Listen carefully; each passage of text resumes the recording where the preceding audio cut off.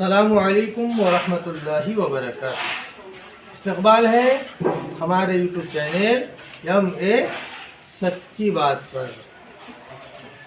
आज हम मसाइल के उन्वान पर सबक लेकर हाजिर हुए हैं।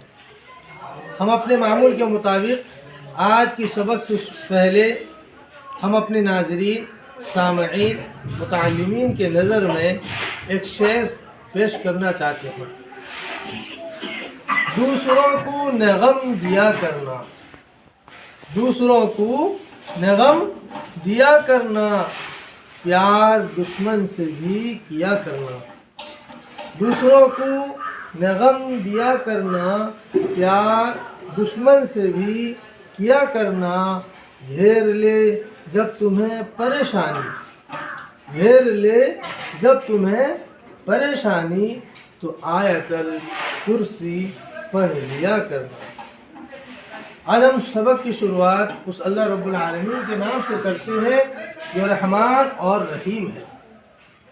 जैसा कि आप सब जानते हैं कि हमारा उन्वान मसाइल पर है, इसलिए कि मसाइल का जानना भी हमारे लिए ज़रूरी है। फ़ज़ाइल से अमल का शौक़ पैदा होता है और मसाइल से हमारे अमल दुरुस्त होते हैं। इसलिए मसाइल का सबसे पहला नुक्ता नज़र गुस्ल पर है। आज का सवाल है, फ़राइज़ गुस्ल कितने हैं और क्या क्या हैं? फ़राइज़ गुस्ल कितने हैं और क्या क्या हैं? गुस्ल में कितनी चीज़ फ़र्ज है जिसके बगैर गुस्ल नहीं होती? वो 3 हैं। फ़राइज़ गुस्ल 3 हैं। कितने प्यारे बच्चों? फ़राइज़ गुस्ल 3 है।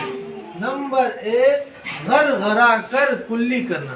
घर कर यानी चुल्लू में पानी लो और मुंह को ऊपर के हिस्से करो।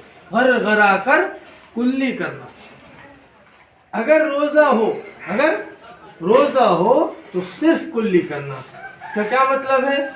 अगर हम रोज़े की हालत में घर कर कुल्ली करेंगे तो हो सकता है पानी अंदर चली जाए और हमारी रोज़ा टूट जाए। इसलिए रोज़े की हालत में सिर्फ कुल्ली करना है। अगर रोज़ा नहीं है तो घर कर कुल्ली करना है। नंबर 1 क्या हुआ प्यारे बच्चों? नंबर 1 घर कर कुल्ली करना। अगर रोज़ा हो तो सिर्फ कुल्ली करना। नंबर 2, नाक के नरम हिस्से तक पानी पहुंचाना। नाक के नरम हिस्से तक पानी पहुंचाना। बाएं हाथ में या फिर दाएं हाथ में पानी इस तरह नाक में लो और फिर बाएं हाथ के लेफ्ट हैंड के छिंगली और बूढ़े उंगली से अपने नाक को साफ करो। इतना साफ करो कि नाक के अंदर का सारा गर्द गुबार निकल जाए और ये नाक का जो नरम हिस्सा यहाँ तक, यहाँ हड्डी है, हड्डी तक पूरा का पूरा पानी पहुँच जाए। ठीक है इंशाल्लाह।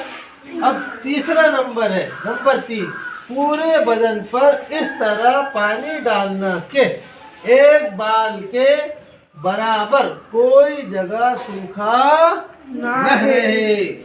यानी जब हम 2 काम कर चुके हैं तो तीसरा काम हमें ये करना है कि पूरी अच्छी तरीके से पानी को अपने जिस्म में बहाना है। सर के बाल से लेकर पैर के नाखून तक।